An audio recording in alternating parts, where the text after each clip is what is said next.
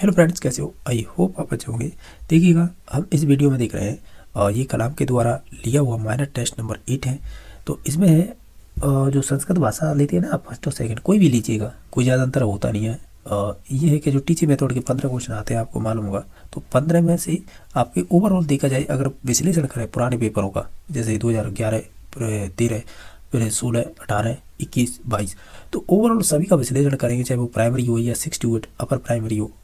तो सभी के क्वेश्चनों का विश्लेषण करें टीचिंग मेथड को विशेष कर लेकर, तो वही टॉपिक फिक्स हैं, उन्हीं से क्वेश्चन बनने होते हैं। ये है कि रिपीट भी होते रहते हैं क्वेश्चन। अगर आप विश्लेषण किया होगा तो निश्चित तौर से क्वेश्चन बहुत सारे रिपीट होते हैं। तो ओवरऑल ये कहेंगे, जैसे 15 क्वेश्चन आ रहे हैं, मान लीजिए 2025 में फरवरी में एग्जाम होगा, तो इसमें से 3 से 4 क्वेश्चन तो आपको पुराने पेपरों के ही क्वेश्चन मिल जाएंगे, ऐसे बोल सकते हैं। ठीक है, सीधे के सीधे। और कुछ ऐसे है कि आपके अंडरस्टैंडिंग से भी हो जाएंगे। करीबन ये कि 7 से 8 क्वेश्चन रिपीट हो जाते हैं। बाकी जो 7 से 8 क्वेश्चन आएंगे वो खुद मॉडिफाई करेगा एग्जामिनर, या ऑप्शन चेंज करेगा, क्वेश्चन वही रहेंगे। ओवरऑल ये कहना है। ठीक है, ये जो क्वेश्चन है सभी आए हुए हैं, आप अगर देखेंगे तो आपने विश्लेषण किया होगा तो उन्हीं पे आधारित ये क्वेश्चन है, यानी आप देखोगे इसी प्रकार के क्वेश्चन बनते हैं। इसी प्रकार ये कलाम की माइनर टेस्ट नंबर 8 में ऐड किए गए, तो आप तो खुद कर लीजिएगा, आप खुद से मूल्यांकन कर पाएंगे अगर आपने प्रीवियस के क्वेश्चन किए होंगे तो। देखिएगा, जो पहला क्वेश्चन है, ये सभी आए हुए क्वेश्चन है, ये भी ध्यान रखना। देखिएगा, जो आप है, चाहे भाषा फर्स्ट ले रखी हो या सेकंड संस्कृत में, बस 4 से 5 नंबर का अंतर है, बाकी सभी सिलेबस सेम है। सब मिला के देख लेना, कोई ज़्यादा अंतर नहीं होता है। ठीक है, 1-2 क्वेश्चन किसी के सिलेबस में कुछ ज़्यादा ऐड हुआ है तो उससे पूछे जाएंगे, किसी में कम हुआ है तो उससे अलग क्वेश्चन बन जाएंगे, बस यही अंतर होगा। एक पद्यांश का अंतर आता है, बस इसके अलावा कुछ नहीं आता है, सब सेम है। ठीक है, देखिएगा 46 नंबर क्वेश्चन किस प्रकार पूछा है, क्योंकि एक्चुअली में क्या है कि 1 से लेकर 45 तक तो आपके हिंदी से संबंधित थे, उनका अलग से मैंने वीडियो डाला है। ठीक है, तो ये केवल संस्कृत का ही है। तो देखते चलिएगा कि श्याम पट्टी मार्जन्य प्रयोग से आते, यानी जो आप श्याम पट्टी पे जो का डस्टर बोलते हैं ना, जैसे हर्प करते हैं, तो उसका प्रयोग कैसे करेंगे। तो इसका राइट आंसर होगा कि ऊपर से नीचे की तरफ, यानी उपरिष्टाद अध, यानी ऊपर से नीचे की ओर करते हैं। ठीक है, तो ऑप्शन नंबर 1 सही हो जाएगा। ये क्वेश्चन पूछा हुआ है। ठीक है, नेक्स्ट देखिएगा, ये कह रहा है प्रस्तावना प्रश्न नाम उद्देश्य वर्तते, यानी जो प्रस्तावना प्रश्न होते हैं उनका उद्देश्य क्या होता है। ओवरऑल सभी ऑप्शनों को आप ध्यान से देखेंगे तो हम ये कहेंगे पूर्व ज्ञान परीक्षण, यानी जो आपने पूर्व ज्ञान जो सीखा है ना, उसका परीक्षण किया जाता है प्रस्तावना प्रश्नों में। ठीक है, तो ऑप्शन नंबर 1 सही हो जाएगा। नेक्स्ट देखिएगा, विचार विश्लेषणात्मक प्रश्नासंति, यानी जो विचार विश्लेषण प्रश्न होती है वो किससे संबंधित होंगे। अगर इन विधियों में से अगर आपको चूज करना होगा तो हम ये कहेंगे सभी प्रश्नोत्तर कौशलाना प्रश्न होती है, यानी प्रश्न उत्तर होते हैं ना कौशल, उन्हीं से संबंधित होते हैं। नेक्स्ट देखिएगा, प्रस्तावना प्रश्नाम घटक नास्ति, यानी जो प्रस्तावना के प्रश्न होते हैं उनमें घटक कौन सा नहीं होता। सिंपल सा लॉजिक ये है। ठीक है, तो ऑप्शन नंबर इसमें से 4 हो जाएगा, ये नहीं होगा मूल्यांकन। ऑप्शन नंबर 4 है वो गलत हो जाएगा। पूर्व ज्ञान परीक्षण होता है, उद्देश्य प्रकटन होता है, अभिप्रेरणा संपादन भी होता है, लेकिन होगा नहीं मूल्यांकन। नेक्स्ट देखिएगा, व्याख्या कौशल से उद्देश्य वर्तते, यानी जो व्याख्या की जाती है उस कौशल का उद्देश्य क्या होता है। अगर सभी ऑप्शनों को ध्यान से देखें तो हम ये कहेंगे अच्छा क्वेश्चन है, यानी नूतन ज्ञान संपादन, यानी नया ज्ञान हम देते हैं, तो ऑप्शन नंबर 1 सही हो जाएगा। नेक्स्ट देखिएगा, 51 नंबर क्वेश्चन, एक है पाठ्य पुस्तक से प्रारंभ या छात्राणाम पूर्व ज्ञान से, यानी पूर्व ज्ञान से आधारित प्रश्न कथ्यन्ते, यानी पाठ्य पुस्तक के प्रारंभ में जो छात्रों से हम जो पूर्व ज्ञान पर आधारित जो प्रश्न करते हैं वो किससे संबंधित होते हैं, तो ये प्रस्तावना प्रश्न ही होंगे, तो ऑप्शन नंबर 1 सही हो जाएगा। सही है ना, बिल्कुल सही है। नेक्स्ट देखेंगे, बहुत सिंपल क्वेश्चन आते हैं संस्कृत में। देखिएगा, ये कह रहे कच्चा कच्चे प्रथमा अनिवार्यता विद्यते, यानी जो हमारी जो कच्चा कच्चा होती है उसमें प्रथम अनिवार्यता क्या होती है। तो ओवरऑल सभी को देखें तो हम ये कहेंगे, क्या कहेंगे कि इसमें अनिवार्यता हो जाएगी आपकी श्याम पट्ट की।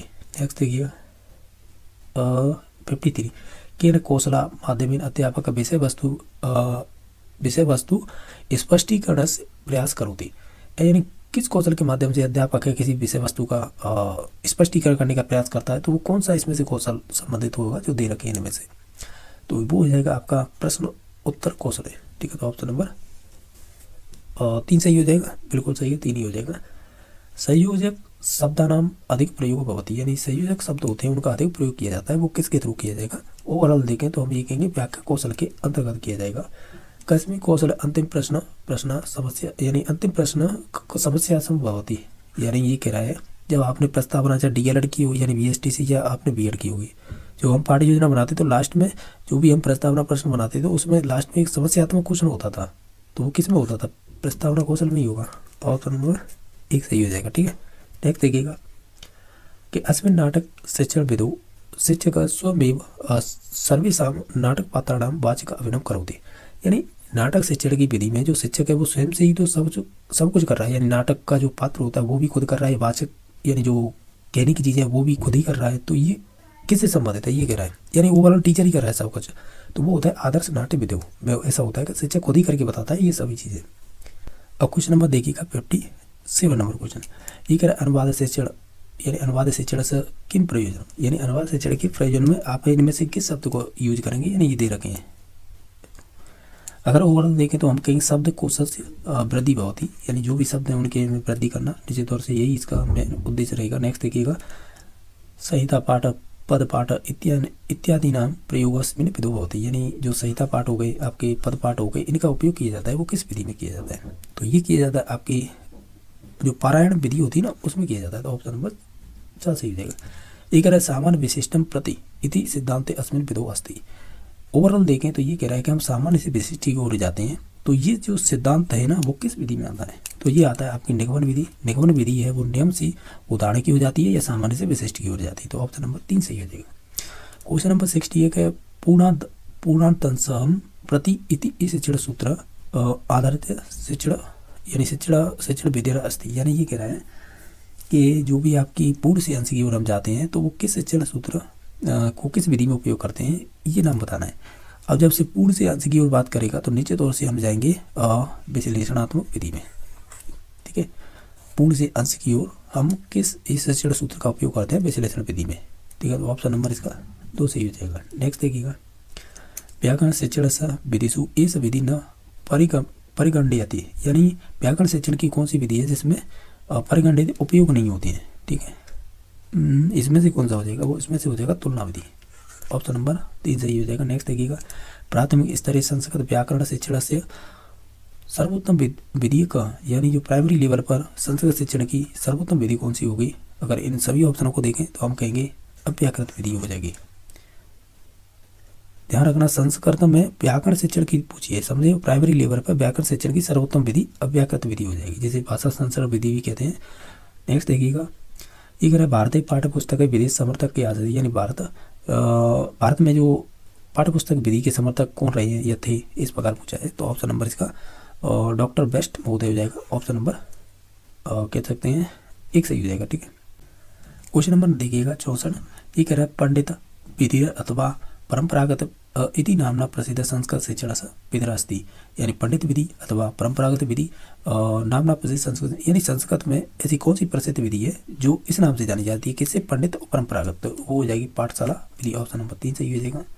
एक रहा कच्चा नायक विधीय लाभ वर्तते, ये सभी लाभ हो जाएंगे, तो ऑप्शन नंबर 4 सही हो जाएगा। नेक्स्ट देखिएगा एक रहा प्रश्न विधौ अंतर्भूत विधि नास्ति, यानी प्रवचन विधि में अंतर्भूत विधि कौन सी नहीं है वो चूज करनी है। अगर आप ओवरऑल सभी से इन विधियों को देखे हो तो ये हो जाएगी प्रसंग विधि में उपयोग नहीं करते। नेक्स्ट देखिएगा संस्कृत शिक्षण प्रत्यक्ष विधि प्रयोग का कृतवान, यानी संस्कृत जो शिक्षण की विधियाँ होती है उसमें जो प्रत्यक्ष विधि है उसके प्रयोग में कृतवान, तो ये संबंधित, यानी किसने किया था इसका प्रतिपादन ऐसे बोल सकते हैं, या श्री किसको दिया जाता है, तो ये संबंधित हो जाएंगे प्रोफेसर वीपी बोकिल महोदय। तो ऑप्शन नंबर 4 सही हो जाएगा। नेक्स्ट देखिएगा ये करेगा ये जो कविता शिक्षण अन्व्यार्थम यदा कर्ति क्रिया कर्म दिव्या व्याकरण संबंधी प्रश्न क्रियन्ते तदा अयम विधि भवति। ये करेगा कविता शिक्षण की जो अन्वय विधि होती है जो अर्थ करने वाली, तो इसमें बताना है कि व्याकरण से संबंधित प्रश्न किए जाते हैं वो कौन सी विधि है, ऐसे पूछा है। हालांकि इसका अर्थ तो और प्रकार से निकलेगा लेकिन ओवरऑल यही निकल के आ रहा है। कविता शिक्षण की जो अन्वय करने वाली विधि है उसमें व्याकरण से संबंधित प्रश्न किए जाते हैं वो किस विधि के अंतर्गत आएंगे। इसका आंसर हो जाएगा 4 नंबर ऑप्शन, यानी दंडान्वय विधि। अगर यहीं पे खंडान्वय से पूछना तो ये प्रश्न उत्तर इस प्रकार के क्वेश्चन की बात करता तो फिर ये राइट आंसर हो जाएगा। अगर व्याकरण संबंधी बात की जाती तो दंडान्वय विधि नाम आएगा। नेक्स्ट देखिएगा, अब देखो इसमें स्पष्ट तो नहीं दिखाई दे रहे, फिर भी मैं पढ़ के बता देता हूँ, अगर आप समझ पाओ तो ठीक है। ठीक है, अस्मिन् विधौ भाषाया शिक्षाता तया एवं भाषाया भवति, तो इसका राइट आंसर हो जाएगा आपका प्रत्यक्ष विधि। यानी ये कह रहा है ऐसी कौन सी विधि है जिसमें कह सकते हैं भाषा पर ही ज़्यादा जोर दिया जाता है और भाषा के द्वारा ही शिक्षण कराया जाता है, वो प्रत्यक्ष विधि होती है, डायरेक्ट मेथड। इसमें भाषा पर ही ज़्यादा जोर दिया जाता है, यानी एक तो सुनने पर एक बोलने पर। क्वेश्चन नंबर 70 है हर्वट पंचपद्या विकसित रूपम अस्ति, यानी हर्वट के द्वारा पंचपदीय प्रणाली विकसित की गई थी उसका इसमें से एक रूप बताना कौन सा होगा। अरे माफी चाहूंगा, इसका अर्थ ये होगा कि जो अर्भट की पंचपदी विकसितम रूपम अस्ति, यानी अर्भट की पंचपदी का विकसित रूप क्या होगा, ऐसे होगा इसका अर्थ। ठीक है, तो ऑप्शन नंबर इसका 2 हो जाएगा, मानी मूल्यांकन विधि हो जाएगी। नेक्स्ट देखिएगा, प्रत्यक्ष विधि वैशिष्ट्यम, यानी वैशिष्ट्यम मस्ति यत अत्र, यानी जो प्रत्यक्ष विधि में विशेष रूप से किस पर बल दिया जाता है। अगर ओवरऑल सभी ऑप्शनों को पढ़ेंगे ना तो हम ये कहेंगे इन सभी पर बल दिया जाता है, यानी इसमें मातृभाषा का तो प्रयोग वर्जित होता है, क्योंकि मान लीजिएगा प्रत्यक्ष विधि में इंग्लिश सिखा रहे हैं तो आप इंग्लिश में ही बोलेंगे, इंग्लिश में ही सुनेंगे, इंग्लिश में ही सब कुछ करेंगे, तो ओवरऑल उसमें मातृभाषा नहीं आएगी, तो निश्चित तौर से मातृभाषा वर्जित होगी। मौखिक कार्य से प्रधान यानी प्रधान्य, यानी ये मौखिक कार्य होगी इसमें से, चाहे बोलने का संबंधित हो या सुनने से। वस्तु शब्द साक्षात्कार संबंध स्थापना, सही है, जो भी वस्तु होगी उससे साथ साथ जो भी संबंध स्थापन होगा वो साक्षात्कार से थ्रू ही होगा, साक्षात होगा नहीं आमने सामने होगा। ओवरऑल यही इनके संबंधित विशेषता होगी, तो ऑप्शन नंबर 4 सही हो जाएगा। और ये कह रहा है पंच काद्यनम कस्मिन् विधौ भवति, ये कह रहा है कहीं ना कहीं क्वेश्चन पंच काद्यनम कस्मिन् विधौ भवति, ये आपकी प्राण विधि होती है। ठीक है, नेक्स्ट देखिएगा कि शास्त्र कस विधो उदाहरण, शास्त्र में किस विधि का उदाहरण होता है ये, और शास्त्रार्थ यानी शास्त्रार्थ होता है, तो ये किस विधि के उदाहरण का माना जाएगा, तो ये मौखिक विधि होती है, शास्त्रार्थ हो गई। ठीक है, तो ऑप्शन नंबर इसका माफी चाहूँगा, मौखिक विधि अलग होती है, इसमें राइट आंसर होगा कि शास्त्रार्थ कस विधि उदाहरण, तो ये वाद विवाद की हो गई, हालांकि होगी ये सभी बात से ही संबंधित, बात मीन्स ये कि मौखिक ही होंगी, लेकिन ये वाद विवाद में आएगी शास्त्रार्थ। ठीक है, तो ऑप्शन नंबर इसका 3 सही हो जाएगा। नेक्स्ट देखिएगा, शिक्षिका प्रमुख उद्देश्य किम भवति, यानी जो अगर देखा जाए तो शिक्षा का प्रमुख उद्देश्य यही होगा कि बच्चों का सर्वांगीण विकास हो। ठीक है, तो ऑप्शन नंबर 3 सही हो जाएगा। और नेक्स्ट क्वेश्चन देख लीजिएगा, ये पूछ रहा है कि प्राचीन विधिना शिक्षारंभ, ये कह रहे कस्मात् परम भवति, इसमें यानी जो प्राचीन विधि में अगर शिक्षा प्रारंभ करते थे उसमें कस्मात् परम किसके बाद करते थे, ऐसे है तो वो आपके उपनयन संस्कार इसके बाद ही करते थे। ऑप्शन नंबर 6 सही हो जाएगा। नेक्स्ट देख लेते हैं, ये कह रहा है कि बालकेषु कल्पना शक्ति विकास भवति, यानी बालक में जो कल्पना शक्ति का विकास कैसे करवा सकते हैं हम इन्हें, तो हम कहेंगे वो करवा सकते हैं कथा कथन विधि ना, यानी कथा कथन विधि, यानी कथा कथन विधि के थ्रू करवा सकते हैं, तो ऑप्शन नंबर 2 सही हो जाएगा। संस्कृत भाषा शिक्षण अनुवाद विधि का उच्यते, संस्कृत भाषा शिक्षण में अनुवाद विधि कैसे संबंधित हो जाएगी, ये संबंधित हो जाएगी भंडारकर विधि। देखिएगा, ये कुछ इस प्रकार क्वेश्चन पूछा था, जो भाषा शिक्षण की जो यानी संस्कृत में भाषा शिक्षण की अनुवाद विधि है उसे जानते हैं, वो भंडारकर विधि के नाम से जानते हैं। नेक्स्ट देखिएगा, ये क्वेश्चन रिट में पूछा हुआ है ऑलरेडी, व्यवहार कौशलम इतस्य गुणस्य ग्रहणम कस्मात् विधि भवति, जो व्यवहार कौशल होता है वो किस विधि का गुण है जो हम उसे ग्रहण करते हैं, तो निश्चित तौर से ये आपके आएगा प्रत्यक्ष विधि में। किस में आएगा, ये आएगा प्रत्यक्ष विधि में, ऑप्शन नंबर 4 सही जाएगा। नेक्स्ट देखिएगा, ये कह रहा है अव्याकृति इति कस्य शिक्षण विधि,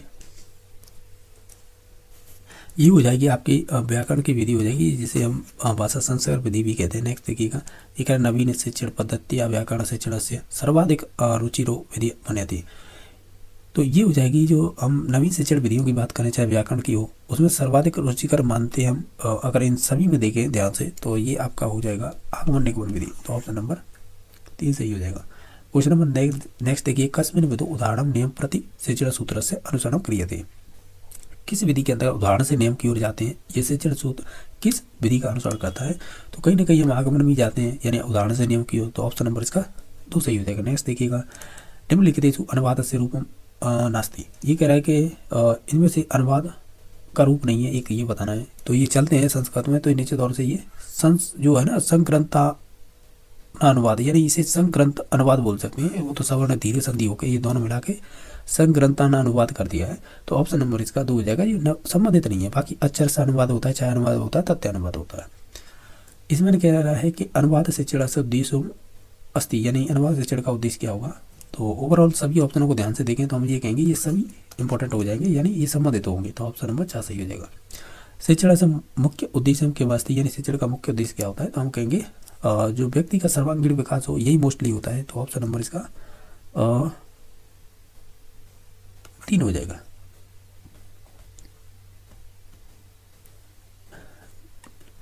नेक्स्ट क्वेश्चन नंबर है जो है 85 नंबर। ये इस प्रकार पूछा है आपसे कि संस्कृत भाषा शिक्षण से उत्तम विधि अस्ति, यानी संस्कृत भाषा शिक्षण की उत्तम विधि कौन सी है इसमें से। और देखो भाषा की जब भी बात आएगी ना संस्कृत में तो वो प्रत्यक्ष विधि होगी, तो ऑप्शन नंबर 4 सही हो जाएगा। नेक्स्ट देखिएगा कि नाटक शिक्षण कथमो विधि सर्वोत्तम कथिता, ये नाटक शिक्षण की इनमें से कौन सी सर्वोत्तम विधि होगी ऐसे बोल सकते हैं, तो ऑप्शन नंबर इसका समय विधि हो जाएगी। नेक्स्ट देखिएगा कि लक्ष्य लक्षण व्याकरण इति कम विधिना धोतेयति, यानी जो लक्ष्य लक्षण होते हैं व्याकरण में ये किस विधि के द्योतक होते हैं, तो लक्ष्य लक्षण तो ये संबंधित हो जाएंगे आपके आगमन निगमन विधि से, ठीक है। तो ऑप्शन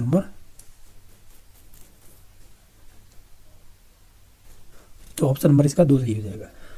क्वेश्चन नंबर देखिएगा कस्मिन् पद शिक्षणो विदो पाठ्य विषयामाधिकारत्य प्रश्न भवति, यानी कस्मिन् पद शिक्षण पाठ्य विषय आधारित प्रश्न भवन्ति, यानी ऐसी कौन सी पद की विधि है जिसमें पाठ्य विषय पर आधारित प्रश्न किए जाते हैं, तो वो कौन सी विधि होगी, तो वो होगी आपकी खंडान्वय विधि। वही है कि जो कविता से संबंधित पद्य से संबंधित अगर क्वेश्चन होंगे तो वो निश्चित तौर से खंडान्वय में जाएंगे, और व्याकरण से संबंधित क्वेश्चन होंगे पद्य में तो वो जाएंगे पहले दंडान्वय में। ये चीज़ ध्यान रखना है, यानी इसकी बात हो रही है। ये तो राइट आंसर तो ये होगा। अगर मैं ये कहूँ कि व्याकरण से संबंधित होंगे तो दंडान्वय हो जाएगा, और अगर पद्य से संबंधित लेकिन पद्य में भी जो भी पाठ्य विषय वस्तु होगी उससे संबंधित क्वेश्चन होंगे तो वो खंडान्वय में जाएंगे, ठीक है। या प्रश्न उत्तर के थ्रू क्वेश्चन पूछे जाए तो भी इसी में आएंगे।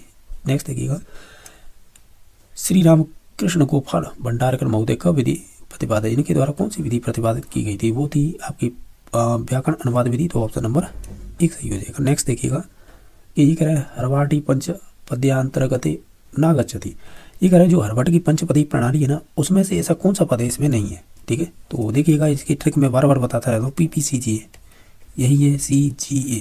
देखिए ऐसे कर रखी मैंने प्रस्तावना, पहली P से, दूसरी P से प्रस्तुतिकरण, T से तुलना, G से सामान्यीकरण और E से प्रयोग बोल सकते हैं, अनुप्रयोग की बात है, ठीक है।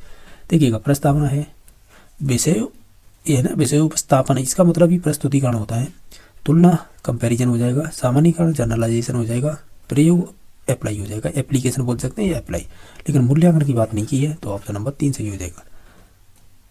देखिएगा हमने टोटल अगर इस क्वेश्चन पेपर में देखें तो 45 क्वेश्चन किए हैं, बड़े आसानी क्वेश्चन थे, आप भी कर सकते हैं इन्हें। तो आपके 45 में से कितने बनने हैं वो आपको खुद को डिसाइड करना है कि कितने बन पा रहे हैं, ठीक है। बाकी आप कमेंट करना चाहिए कि हमारे इतने क्वेश्चन बने, वो अच्छी बात है। इसी प्रकार हम हिंदी के क्वेश्चन है टीचिंग मेथड को वो भी अब वीडियो जल्दी अपलोड कर देंगे, ठीक है। बाकी वीडियो देखने के लिए धन्यवाद।